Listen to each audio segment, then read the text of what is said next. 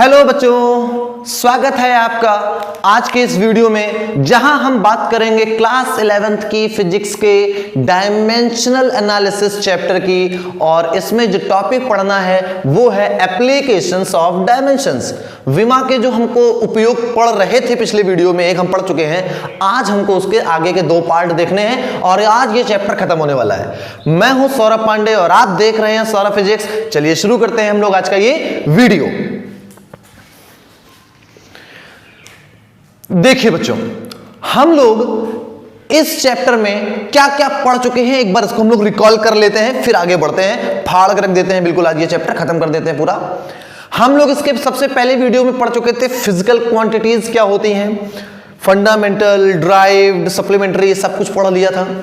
अगले वीडियो में बात करी थी हम लोगों ने कि यूनिट्स क्या होती हैं, यूनिट्स के फंडामेंटल, ड्राइव्ड, सप्लीमेंट्री सब देख लिया था। फिर बात करी थी हम लोगों ने डायमेंशंस कैसे निकालते हैं, फिर हम लोगों ने बात करी थी कि डायमेंशन के यूजेस क्या हैं। तो ये बातें हम इतनी कर चुके हैं पूरी कंप्लीट। आज हम इस चैप्टर के लास्ट वीडियो में है जिसमें हमको डायमेंशनल एनालिसिस के जो यूजेस हैं उसका दूसरे पार्ट को पढ़ना है। इसके पहले पार्ट में हम लोग क्या पढ़ चुके हैं, एक सिस्टम से, यूनिट का जो एक सिस्टम है MKCGS, उसको दूसरे सिस्टम में कैसे कन्वर्ट करते हैं ये पढ़ चुके हैं हम लोग पहले वाले में। आज हम लोगों को पढ़ना है क्या क्या, आज हमें पढ़ना है किसी दी हुई इक्वेशन की करेक्टनेस को भी हम पता कर सकते हैं विमी विधि से, डायमेंशनल एनालिसिस से। दूसरा एप्लीकेशन क्या है, to check the correctness of any given equation, किसी दिए हुए समीकरण की सत्यता की जांच कर सकते हैं इसकी मदद से।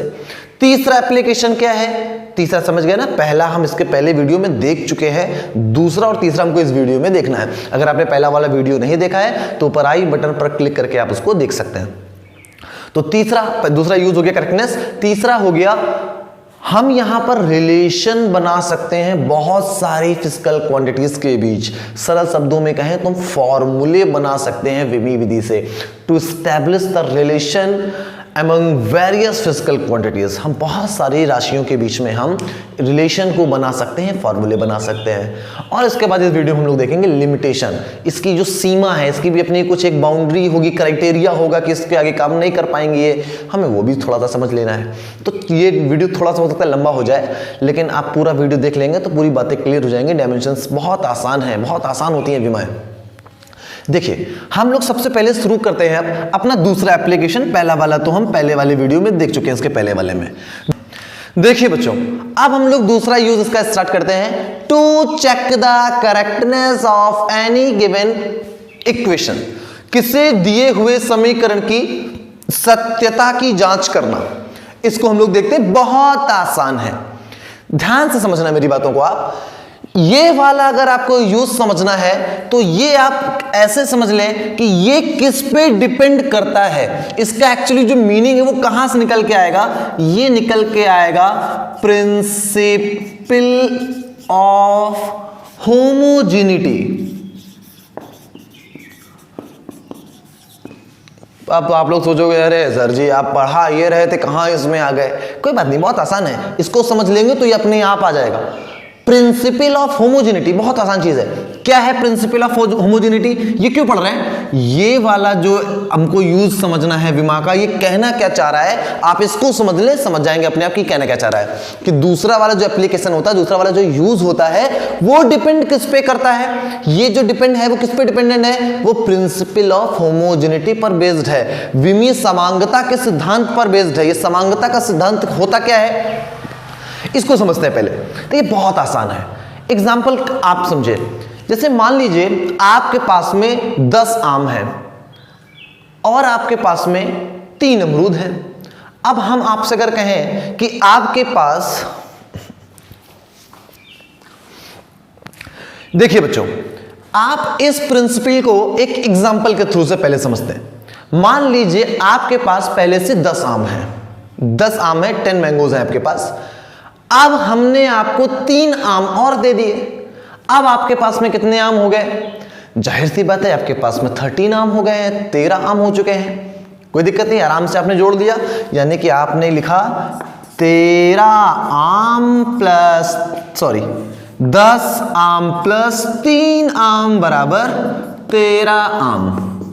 ये बात तो ठीक है, लेकिन अगर हम ये कहें कि आपके पास 10 आम है, बढ़िया बात है, ओके। अब हमने आपको 3 आम नहीं दिए हैं, 3 अमरूद दिए हैं, 3 अमरूद दे दिए। अब बताओ आपके पास में कितने आम हैं? तो क्या आप लिखेंगे 13 आम? गलत हो जाएगा। क्या आप इसका आंसर लिख सकते हैं 13 अमरूद? ऐसे लिख सकते हैं ना, ये भी गलत है। ऊपर वाला सही था, 10 आम प्लस 3 आम इज इक्वल टू 13 आम, लेकिन 10 आम प्लस 3 अमरूद इज इक्वल टू 13 आम नहीं लिख सकते आप। 10 3 13 नहीं बन सकता, 10 3 या 13 अमरूद भी नहीं बन सकता, ना तो 13 आम ना तो 13 अमरूद, ये दोनों ऐड हो ही नहीं सकते, क्योंकि यहां पर ये आम है, ये अमरूद है, इनका कोई आपस में कंपैरिजन ही नहीं है, ये जुड़ सकते ही नहीं है। प्लस लगाना ही गलत है, कोई मतलब ही नहीं इनको जोड़ने का। मेरी बातों को आप समझ पा रहे हैं? 10 आम और 3 अमरूद कभी ऐड नहीं होंगे। आपके पास टोटल कितने फल हैं? तो आपको आंसर यही देना है, 10 आम और 3 अमरूद। आप ऐसा नहीं बता सकते कि मेरे पास 13 अमरूद हैं या आपके पास में 13 आम है। हाँ, वो बता सकते हो कि आपके पास 13 फल है। 13 फल कौन कौन से? 13 में से 10 आम है और 3 अमरूद हैं, तो वो रहेंगे, वो अलग अलग कभी ऐड हो नहीं सकते। यही है प्रिंसिपल ऑफ होमोजेनिटी, कि जब दो क्वांटिटी हम ऐड कर रहे होंगे तो दोनों क्वांटिटी, दोनों जो राशियां होंगी वो सेम हो। ये आम है तो ये भी आम हो, ये अमरूद है तो फिर ये भी अमरूद होता तो काम हो जाता। मतलब ये सिद्धांत कहना चाह रहा है कि आपको फोर्स में फोर्स ऐड करना है, वेलोसिटी यानी कि वेग में वेलोसिटी को ही ऐड करना है, एक्सेलरेशन यानी त्वरण में आपको एक्सेलरेशन ही जोड़ना है या घटाना है। यहां पर जहां जहां प्लस है वहां माइनस भी हो सकता है। Only those quantities can be added और subtracted which have same dimension. केवल वही राशियां जुड़ सकती हैं या घट सकती हैं जिनकी विमाएं बराबर होती हैं। केवल वही राशियां जुड़ सकती हैं या फिर घट सकती हैं जिनमें समान विमाएं हो, जिनकी विमा इक्वल हो, डायमेंशन सेम हो। समझ पा रहे हैं प्रिंसिपल ऑफ होमोजेनिटी क्या कहना चाह रहा है? केवल वही क्वांटिटी ऐड हो सकती है या सब्ट्रैक्ट हो सकती हैं जिनकी विमाएं सेम होती हैं।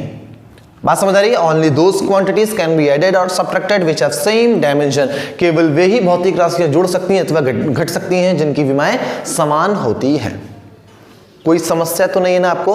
प्रिंसिपल ऑफ होमोजेनिटी के कहने का तात्पर्य समझ गए होंगे आप। केवल दो ही चीजें जुड़ सकती हैं या घट सकती हैं जिनकी विमाएं सेम हो। जैसे फोर्स में फोर्स को जोड़ सकते हैं। अगर आपके पास में 2 न्यूटन का फोर्स है और 1 न्यूटन का फोर्स और लगाया तो ठीक है, 2 1 3 न्यूटन का फोर्स हो गया। लेकिन 3 न्यूटन का फोर्स है और वो 2 मीटर पर सेकंड की रफ्तार से चल रहा है, तो इसको ऐड कर दोगे क्या?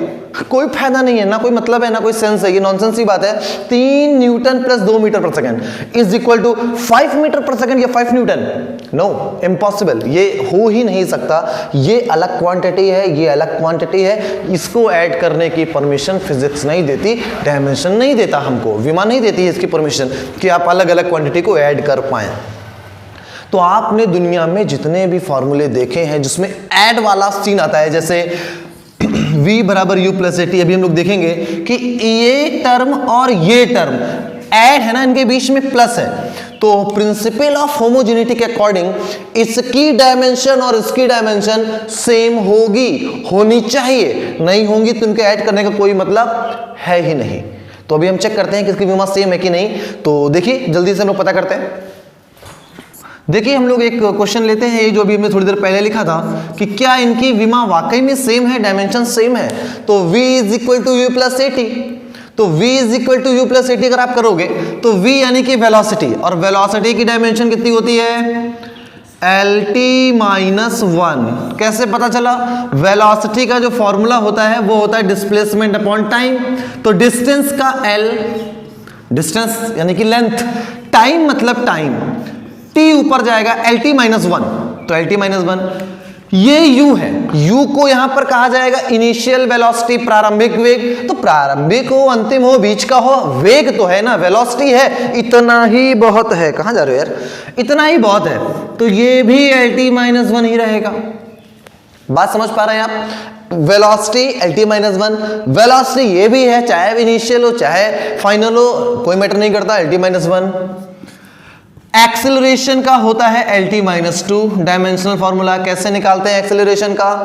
Acceleration is equal to change in velocity upon change in time, मतलब वेग परिवर्तन की दर को त्वरण कहा जाता है, तो वेग परिवर्तन बटे समय अंतराल।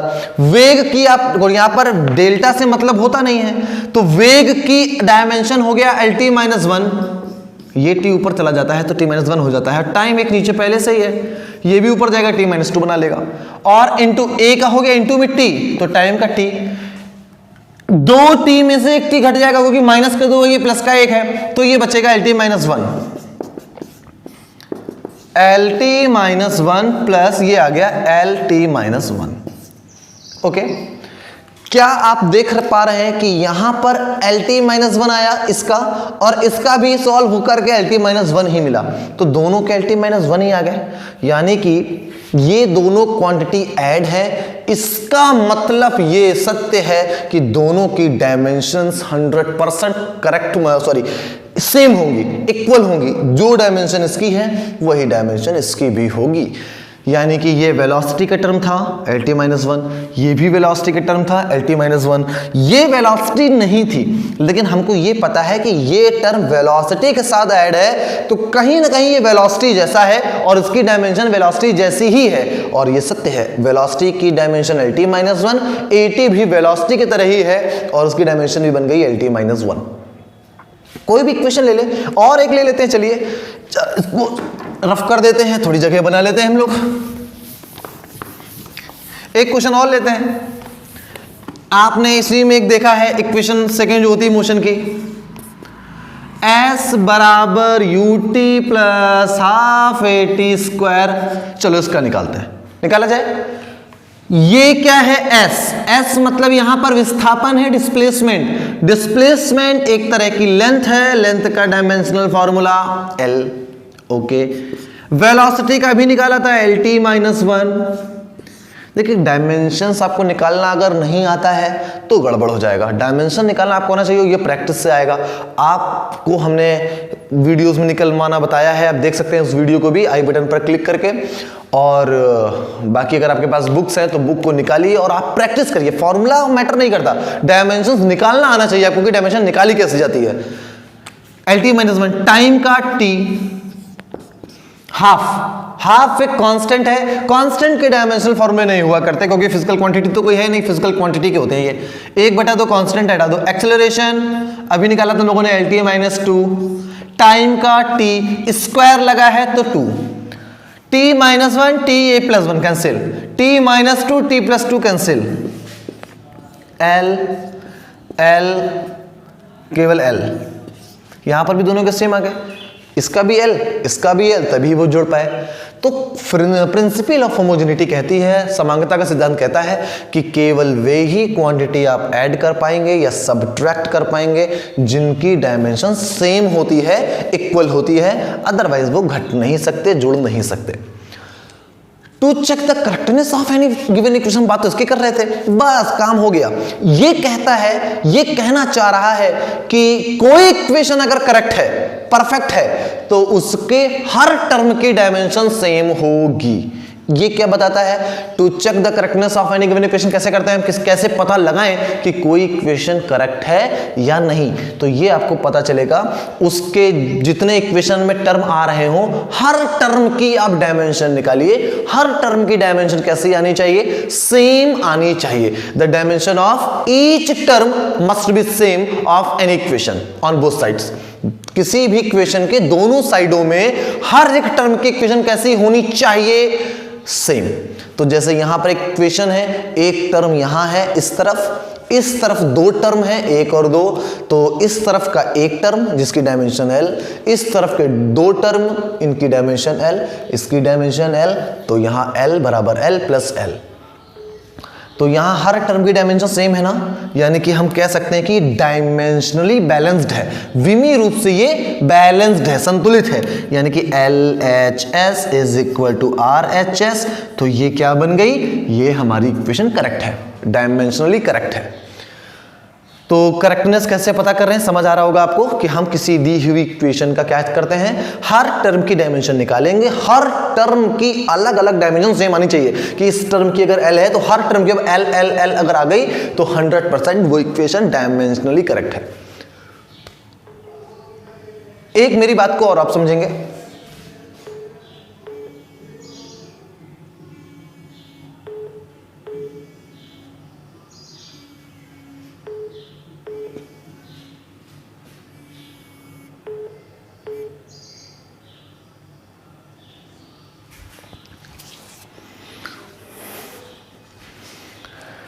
आपको हम एक बात और बता दें, हमने शुरुआत में शायद बोला होगा कि हम इस विधि से, इस वाले यूज से ये पता कर सकते हैं कि कोई इक्वेशन डायमेंशनली करेक्ट है या नहीं।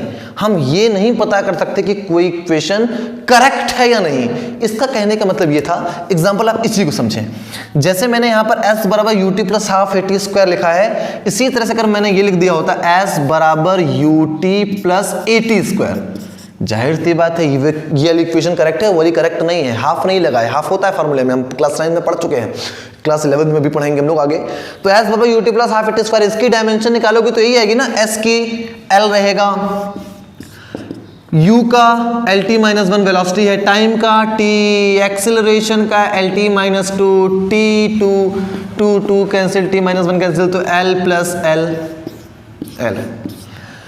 तो यहां पर भी इक्वेशन सही आई है, यहां पर भी इक्वेशन सही बनी है, लेकिन हम पता है कि ये इक्वेशन सही है, गलत वो है। और यहां पर left hand side right hand side, यहां पर भी left hand side right hand side दोनों सेम डायमेंशन आएंगी। 1/2 के होने ना होने से फर्क नहीं पड़ता, क्योंकि उसकी डायमेंशन ना तो यहां पर होगी ना तो वहां पर है। मेरी बात समझ पा रहे हैं? यहां पर 1/2 है, इस वजह से फिर भी डायमेंशन ही नहीं है, तो क्या करें, तो वहां पर नहीं भी है तो फर्क क्या पड़ रहा है, डायमेंशन तो वैसे भी नहीं होती उसकी। तो ये इक्वेशन और ये दोनों इक्वेशन डायमेंशनली करेक्ट है, डायमेंशनली करेक्ट है, मतलब हर टर्म की डायमेंशन सेम है।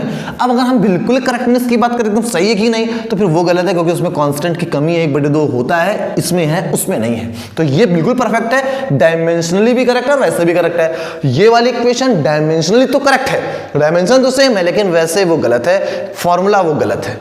मेरी बात समझ पाए? तो ये जो डायमेंशन के मेथड से आप करेक्टनेस पता करते हैं, ये करेक्टनेस केवल डायमेंशनली होती है, विमी रूप से होती है, यथार्थ रूप से नहीं होता कि वो एग्जैक्टली फॉर्मूला सेम है। तो यहाँ कहीं ना कहीं पर डायमेंशनल एनालिसिस की लिमिटेशन है, ये सीमा है कि ये आपको केवल ये बता सकता है कि कोई इक्वेशन डायमेंशनली करेक्ट है या नहीं। ये नहीं बता पाएगा कि कोई इक्वेशन आपकी एग्जैक्टली करेक्ट है या नहीं, क्योंकि जहां पर कांस्टेंट आ जाएंगे वहां पर एक डायमेंशनल एनालिसिस हार जाएगी, वहां वो कुछ नहीं कर सकती। डायमेंशन कांस्टेंट के साथ में जिनकी कोई डायमेंशन नहीं होती उनके साथ ये कुछ नहीं कर सकती, उनको पहचानती भी नहीं है ये, तो भी गड़बड़ हो जाती है बात। इसलिए यहां पर करेक्टनेस हमको सही से पता नहीं चल पाती, केवल डायमेंशनली वो करेक्ट है या नहीं ये पता चल पाता है। तो चलिए एक न्यूमेरिकल हम लोग और देख लेते हैं अच्छा सा। ये जो इक्वेशन है वो डायमेंशनली करेक्ट है, मेरी बात समझिएगा। ये हमें मालूम नहीं किसका फॉर्मूला होता है, हम नहीं जानते कुछ भी, ऐसे ही फॉर्मूला बनाया है और हम ये कह रहे हैं कि ये जो फॉर्मूला है, जो इक्वेशन है, ये डायमेंशनली करेक्ट है, मतलब जो इसकी डायमेंशन है वही इसकी है, वही इसकी है, वही इसकी है। अब हमको बताना यह है कि यहां पर जो कांस्टेंट इस्तेमाल हुए हैं a, b, c and d, इनकी डायमेंशंस क्या होंगी? Dimensions is equal to question mark. बात समझ पा रहे हैं कि यहां पर कांस्टेंट a इस्तेमाल है, b इस्तेमाल है, c इस्तेमाल है, d इस्तेमाल किए गए हैं। तो बताना है आपको कि इनकी डायमेंशन क्या होंगी a b c d की। जहां पर हम v की अगर बात करें तो v किसको रिफर कर रहा है? ये वेलोसिटी को शो करता है भैया, और जो t है वो टाइम है। ओके, कैसे सॉल्व करेंगे ऐसे क्वेश्चंस को? तो हमको यहां पर प्रिंसिपल ऑफ होमोजेनिटी लगानी पड़ेगी। कैसे लगानी पड़ेगी? हमें यह पता है कि देखिए a का जो मान है, जो अकेला कुछ भी है, इसकी जो डायमेंशन आएगी 100% वो bt स्क्वायर के बराबर आएगी, क्योंकि आप केवल उन्हीं क्वांटिटी को ऐड कर सकते हैं या सबट्रैक्ट कर सकते हैं जिनकी डायमेंशन सेम होती है। तो a के साथ में कौन ऐड है? bt स्क्वायर ऐड है, तो a बराबर bt स्क्वायर डायमेंशन, मतलब a की डायमेंशन बराबर bt स्क्वायर की डायमेंशन, बराबर में भी c upon d plus t की डायमेंशन भी आएगी। इसी के साथ में एक चीज और भी आपको दिख रही होगी यहां पर, क्या दिख रही होगी, जैसे सोल्यूशन लिख देते हैं हम लोग, सोल्यूशन। यहां पर देखिए डी और टी भी तो ऐड है, तो डी और टी अगर ऐड है तो डी और टी की डायमेंशन भी सेम होनी चाहिए, क्योंकि सेम डायमेंशन वाली क्वांटिटीज ही जुड़ सकती हैं या फिर घट सकती हैं। तो हम लिख सकते हैं, इसे स्टार्ट कर लेते हैं डी से, जरूरी नहीं कि इसे स्टार्ट करें, ए का मान निकालें, फिर बी का, फिर सी का, फिर डी, हम डी का निकालेंगे, फिर ए का निकालेंगे, फिर सी का निकालेंगे, फिर बी का निकालेंगे, ऑर्डर से कोई फर्क नहीं पड़ता, इस बात को ध्यान रखिएगा। यानी कि हम लिख सकते हैं dimensional formula of D is equal two dimensional formula of T. क्या लिख दिया हम लोगों ने, dimensional formula of D is equal two dimensional formula of T. दोनों के डायमेंशनल फॉर्मूले सेम होने ही चाहिए, क्योंकि दोनों वो ऐड है। तो dimensional formula of D is equal two dimensional formula of T, जाहिर सी बात है time, T for time, T time है, तो टाइम होना भी चाहिए था। टाइम के साथ में कौन जुड़ सकता है, टाइम। टाइम के साथ में कौन घट सकता है, टाइम। तो टाइम के साथ में टाइम जुड़ा होगा, तो डी पक्का टाइम ही है, तो डी का जो डायमेंशनल फॉर्मूला है वो टाइम वाला ही आएगा, टी ही आएगा। तो ये पहला वाला हमारा काम हो गया, ए बी सी डी में डी तो निकल आया। अब आप देखो जैसे ए लिखा हुआ है, तो ए के लिए क्या कर सकते हैं, ये पहला हो गया, सेकेंड आपको निकालना है ए। तो देखिए आप करेक्टनेस वाली जो बात जानते हैं कि हर टर्म की डायमेंशन कैसे होनी चाहिए, सेम। तो जो इसकी डायमेंशन है वही इसकी है, वही इसकी है, वही इसकी है। क्या ए की डायमेंशन वी के बराबर होगी, यस, क्योंकि करेक्टनेस का मतलब है डायमेंशनली अगर कोई इक्वेशन करेक्ट होती है तो हर टर्म के डायमेंशनल फॉर्मूले उसके सेम होते हैं। तो जो इसका होगा वही इसका होगा, वही इसका होगा, वही इस पूरे का भी होगा। तो v का डायमेंशनल फॉर्मूला जो होगा वो a के बराबर होगा। तो लिख सकते हैं dimensional formula of a is equal two dimensional formula of v। अरे यार थोड़ी देर पहले भी आपने देखा था v बराबर u प्लस at लिखा था, तो ये भी v है, तो ये भी v है, ये वेलोसिटी है, ये भी वेलोसिटी, क्योंकि साथ में कोई है नहीं। तो वही हालात यहां पर भी है, ये वेलोसिटी है, इसके साथ में कुछ नहीं है, तो इसको भी वेलोसिटी होना ही पड़ेगा, तभी तो वो डायमेंशनली सेम हो पाएंगे, एक के जैसे हो पाएंगे। तो डायमेंशनल फॉर्मूला ऑफ जो a बनेगा वो डायमेंशनल फॉर्मूला ऑफ v, और v यानी कि वेलोसिटी, और वेलोसिटी का होता है lt-1। a का भी निकल आया। अब हम लोग किसका निकाल लें, अब हम लोग चाहे तो b का भी निकाल लेते हैं। कैसे b का निकालते हैं, देखिए b का निकालने के लिए हम लोग करेंगे dimensional formula of bt square is equal two dimensional formula of v।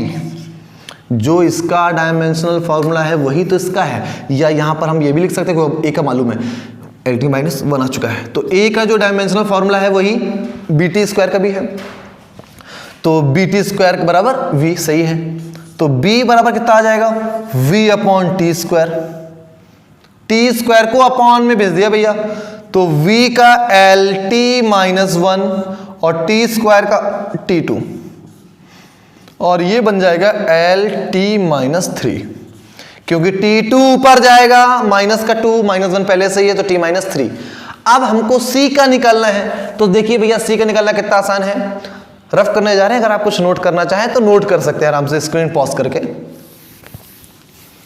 देखिए अब हम लोग को c upon D plus T को देखना है, तो हम लोग क्या लिखें, c upon D plus T का डायमेंशनल जो फॉर्मूला है वो v के सेम है, इस पूरे का डायमेंशनल फॉर्मूला v के ही सेम होगा, क्योंकि हर टर्म का डायमेंशन सेम होना चाहिए करेक्टनेस होने के लिए। तो c अपॉन d का डायमेंशनल फॉर्मूला सबसे पहले निकाला था t, उसको तो बिना देखे भी लिख सकते हैं, क्योंकि टाइम के साथ में वो ऐड है तो ये भी टाइम होगा, और टाइम का तो t होता ही है, और v का हमें पता है lt-1।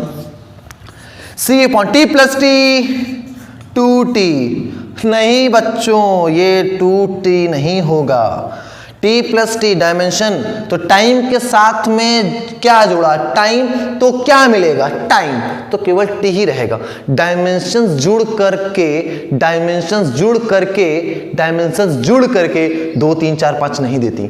t plus t is equal to t, t plus t plus t plus t plus t is equal to also t. यानी time time time time time time जोड़े तो क्या मिला, टाइम, और टाइम मिलने के बाद में डायमेंशन टाइम की केवल टी ही रहेगी। तो इस चीज को याद रखिएगा। यहां पर कोई हम संख्या नहीं जोड़ रहे हैं कि x plus x is equal to 2x। याद रखिए कि डायमेंशन है, संख्याओं से अलग है, वेरिएबल से अलग है। t plus t is equal to t, l t minus 1। t इधर भेज दोगे, गुणा करोगे आप, तो c is equal to t plus 1, t minus 1 cancel हो जाएगा, c की डायमेंशन l आ जाएगी। तो c की डायमेंशन l बन गई, d की इक्वेशन t बन गई, डायमेंशन फॉर्मूला, a का lt माइनस 1 और b का lt माइनस 3। इस तरह से ये क्वेश्चन भी सॉल्व हो गया। तो आपको कोई भी ऐसी इक्वेशन दी जाए जिसमें कई सारे टर्म हो, तो उनकी डायमेंशंस कैसे, हम जो बीच में मौजूद होंगे कांस्टेंट, उनकी डायमेंशन कैसे निकालेंगे, हर एक टर्म को दूसरे टर्म के साथ में बराबर कर देना होगा। इसकी डायमेंशन बराबर इसकी डायमेंशन, उसमें बाकी टर्म हमें पता होंगे, जिनकी डायमेंशन पता है हमको, उनके मान रख करके जिसकी डायमेंशन निकालना था उसका डायमेंशन हम आराम से निकाल सकते हैं। तो यहाँ पर हर टर्म की बराबर करनी है, ये करेक्टनेस वाली बात है। और इसी में छुपी हुई बात है, प्रिंसिपल ऑफ होमोजेनिटी बीच में इस्तेमाल करनी पड़ सकती है। कौन सी, कि ये दोनों टर्म जुड़े हैं तो इनकी भी बराबर होगी। करेक्ट, हर टर्म की बराबर है, इसकी बराबर है, या ये जुड़े हैं इसलिए उनकी बराबर है। बात तो एक ही है ना। तो ये वाला जो एप्लीकेशन था वो होमोजेनिटी के प्रिंसिपल पर बेस्ड है, और होमोजेनिटी का प्रिंसिपल बहुत सिंपल है, केवल वे क्वांटिटी को ही आप ऐड कर सकते हैं और सब्ट्रैक्ट कर सकते हैं जिनकी डायमेंशन सेम होती है। ओके, तो उम्मीद करते हैं आपको ये वाला पार्ट समझ में आ गया होगा। बाकी और न्यूमेरिकल्स की आप प्रैक्टिस कर सकते हैं और अच्छे से आपको समझ में आ जाएंगी चीजें। अब हम लोग तीसरे यूज को समझते हैं, जिसमें हमको बात करना है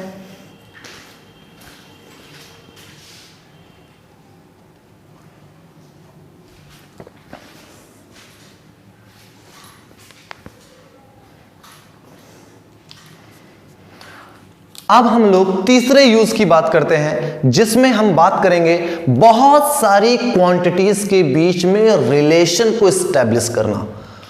मतलब कि हमको यहां पर ढेर सारी क्वांटिटीज दी जाएंगी, उनको आपस में मिला करके एक फॉर्मूला बनाना है।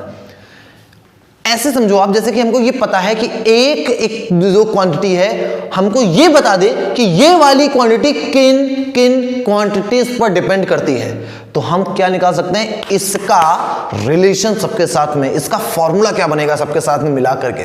जैसे F बराबर ma, F बराबर ma हम लोगों ने पढ़ा हुआ है, तो हमें इस इक्वेशन को देखिए मालूम होता है कि F डिपेंड करता है मास में, F डिपेंड करता है एक्सेलरेशन पर, द्रव्यमान पर और त्वरण पर। तो हम लोग क्या निकाल सकते हैं, F का फॉर्मूला इस विधि से। तो इसको भी जल्दी से हम लोग सीख लेते हैं और मजा आने वाला है, बहुत ध्यान से देखिएगा।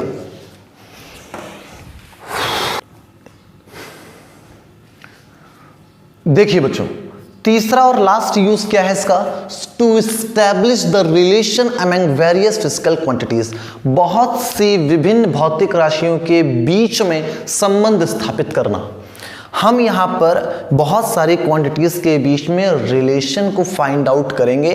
कैसे, अगर हमको क्वेश्चन में क्या दे दे, अगर हमको क्वेश्चन में ये दे दे कि ये क्वांटिटी, कोई मान लो क्वांटिटी है, वो किन किन क्वांटिटीज पर डिपेंड करती है, तो हम इन सभी क्वांटिटीज के बीच में एक रिलेशन बना सकते हैं, एक फॉर्मूला एस्टैब्लिश कर सकते हैं विमा की विधि से, डायमेंशंस के मेथड से। इसको हम एग्जाम्पल के थ्रू समझते तो समझ आएगा आपको। एग्जाम्पल ही है इसमें, बाकी थ्योरी का कोई मतलब भी नहीं है। जैसे क्वेश्चन में कहा गया, हम लोग F बराबर ma को सबसे पहले ले लेते हैं, वही मुझे जल्दी से समझ में आ जाएगा, उसके बाद उसके आधार पे और बड़े क्वेश्चन भी कर लेंगे। जैसे हमसे सवाल में कहा जाएगा, कैसा सवाल आते हैं, ऐसे क्वेश्चन कैसे आते हैं कि फला फला वस्तु है, उस पे जो फोर्स लगा, किसी वस्तु पर जो फोर्स लगा वो डिपेंड करता है मास पर। ध्यान से समझिएगा, किसी भी वस्तु पर जो फोर्स लगता है वो डिपेंड करता है उसके मास पर। क्वेश्चन ने ये बोला है, क्वेश्चन में ये देगा, हमेशा देगा, फोर्स डिपेंड करता है मास पर, तो फोर्स डिपेंड करा दिया मास पर। और उसने कहा कि फोर्स जो है, यही फोर्स डिपेंड करता है एक्सेलरेशन पे। फोर्स लगने से ये वस्तु भागना स्टार्ट होगी, तो इसमें कुछ ना कुछ त्वरण जरूर आएगा, क्योंकि फोर्स लगने से इसकी वेलोसिटी चेंज हो जाएगी।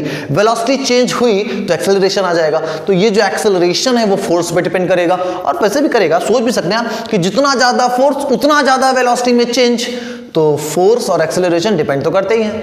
तो सवाल ने हमसे ये दो बातें कही हैं, किसी भी वस्तु पर लगाया गया बल उसके मास पे डिपेंड करता है, तो लगाया गया बल मास पर डिपेंड करता है। लगाया गया बल एक्सेलरेशन पर भी डिपेंड करता है, एक्सेलरेशन पर भी डिपेंड करा दिया, ये भी सही।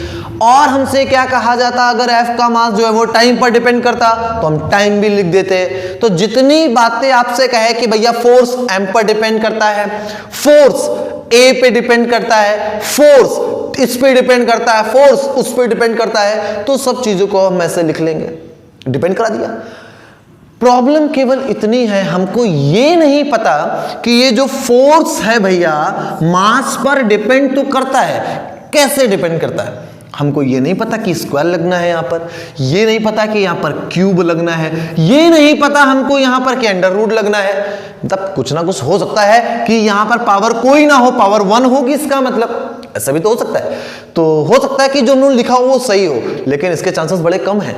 हालांकि हम फॉर्मूला अगर हमको पहले से पता है तो हमें पता है कि वहां पर 1 ही है, बराबर है में no square, no under root, no cube, no power 4, कुछ नहीं है, वहां पर पावर 1 और 1 है।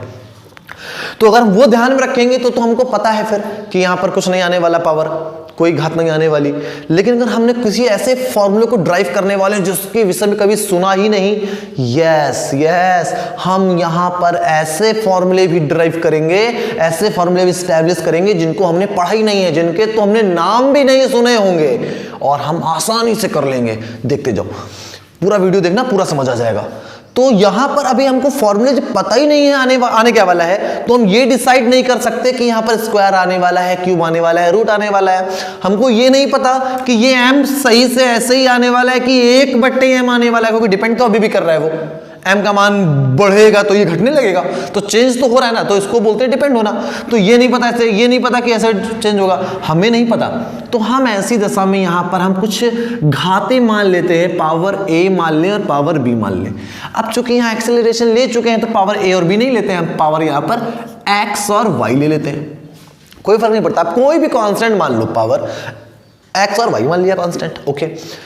अब हमको सबसे पहले क्या पता करना है कि x और y के मान क्या है। तो हमें ये मालूम पड़ने वाला है कि फिर वो ऊपर ही रहेगा कि नीचे, क्योंकि मान लो x का मान आ गया -2, तो m की पावर अगर -2 आ गया तो उसको बटे में ले आओगे तो 1/m² बना लेगा।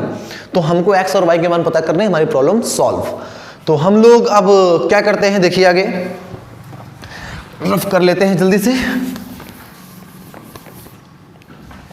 देखिए इक्वेशन नंबर इसको 1, इसको इक्वेशन नंबर 2, दोनों इक्वेशंस को अगर हम मिला दें, 2 बार क्यों लिखे, f m पर डिपेंड करता है, f a पर डिपेंड करता है, तो f m और a दोनों पर डिपेंड करता है, पावर x और y लगी थी। ऐसे भी तो लिख सकते हैं, जब भी प्रोपोर्शनल का साइन हटता है तो कोई ना कोई कांस्टेंट आता है। कांस्टेंट हमने k मान लिया, आपकी मर्जी हो तो c मान लो, जो मर्जी वो मान लो, कोई दिक्कत नहीं। कांस्टेंट से यहाँ पर कोई लेना देना नहीं, क्योंकि डायमेंशन का कांस्टेंट से तो कुछ लेना देना होता ही नहीं है, बेचारी वो कांस्टेंट के साथ में कुछ कर ही नहीं पाती है, छोड़ दो। Equation number 3।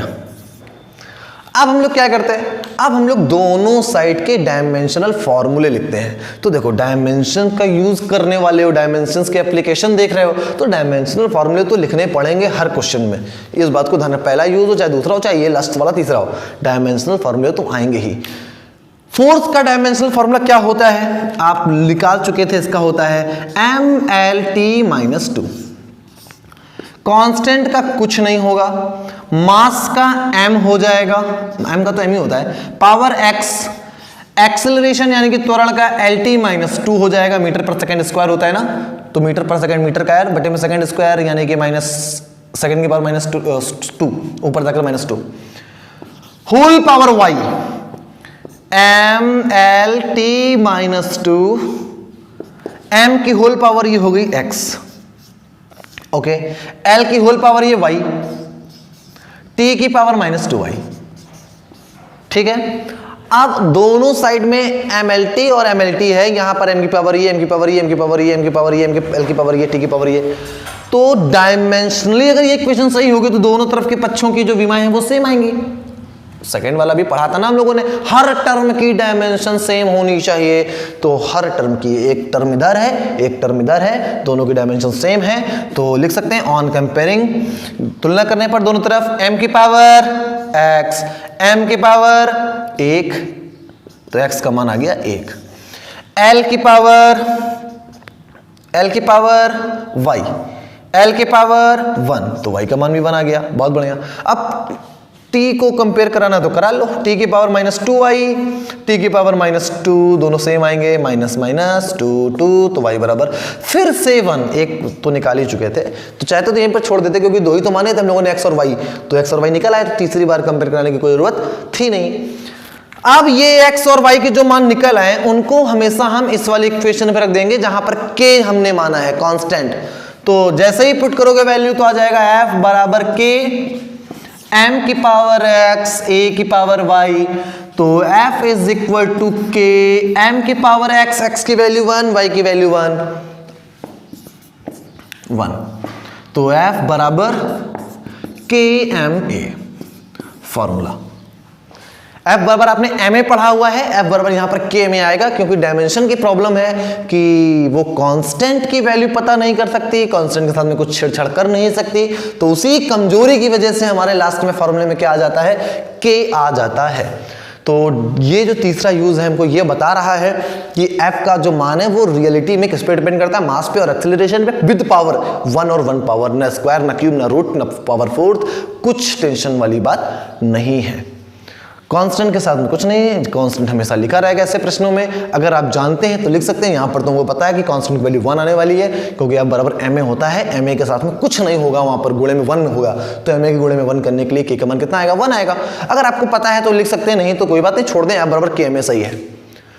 एक क्वेश्चन और देख लेते हैं हम लोग और उसको स्टैब्लिश करके देखते हैं कि क्या होगा। देखिए बच्चों, अब एक दूसरा न्यूमेरिकल है, हम बात कर रहे हैं सिंपल पेंडुलम के न्यूमेरिकल की, ठीक है, जो हमको क्लास 11 फिजिक्स में लास्ट में SHM आएगा उसका है, जिसके विषय में आपने कुछ जाना समझा नहीं है, हम एक न्यूमेरिकल उसका ले लेते हैं ताकि आपको समझ में आ जाए कि फर्क नहीं पड़ रहा है यहाँ पर ज्यादा कि आपने किसी फॉर्मूले को सुना है नहीं सुना है, फिर भी हम लोग सॉल्व कर लेते हैं।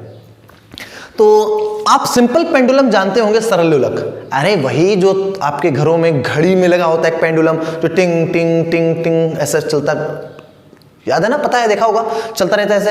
तो वो जो सिंपल पेंडुलम है, सरल लोलक जो है, वो जो पेंडुलम है, वो पेंडुलम जैसे ये है, ये पेंडुलम एक चक्कर को पूरा करने में कितना टाइम लेता है, एक चक्कर मतलब यहां से चला है तो यहां जाए, फिर यहां जाए, बीच में आ जाए, ये दोनों तरफ गति कर रहा है ना, तो दोनों तरफ का मतलब इधर की गति, फिर इधर की, और वापस बीच में, ये एक चक्कर कंप्लीट, फिर यहां, फिर यहां, फिर बीच में दूसरा चक्कर कंप्लीट, फिर यहां, फिर यहां, फिर यहां तीसरा।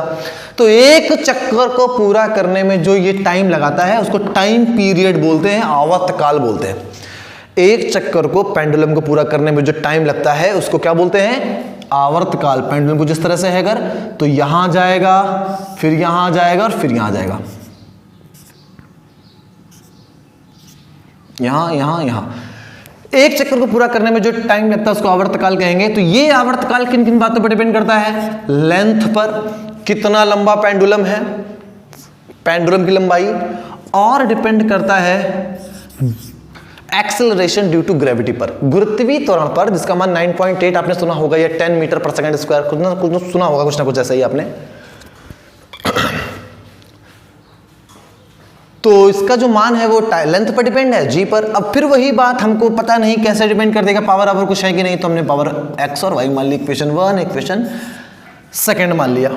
ओके, अब इसको हम लोग क्या करेंगे, t proportional lx gy, t बराबर k आ जाएगा, lx gy, दोनों पक्षों की हम विमा लिख देंगे। कैसे लिख देंगे विमा, टाइम है, टाइम का तो t रहेगा, कांस्टेंट की कोई डायमेंशन होगी नहीं, लंबाई की हो जाएगी l की पावर x, गुरुत्वीय त्वरण कुछ भी हो, है तो त्वरण ही, एक्सेलरेशन है, ये एक्सेलरेशन ड्यू टू ग्रेविटी, तो इसका हो जाएगा lt - 2 की होल पावर y, t की t रहेगी lx,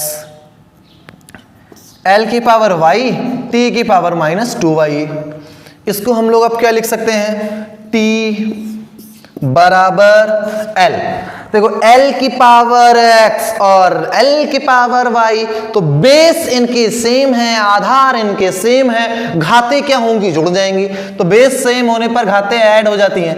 अरे पढ़ चुके हो ना, जैसे 10 की पावर 2 इंटू में 10 की पावर 3, तो 10 की पावर कितनी होगी, 5, बेस सेम तो पावर ऐड हो जाएंगे, 3 2 5, तो यहां पर भी तो बेस सेम है ना, एल और एल, तो पावर जुड़ गई एक्स और वाई, तो एक्स प्लस वाई।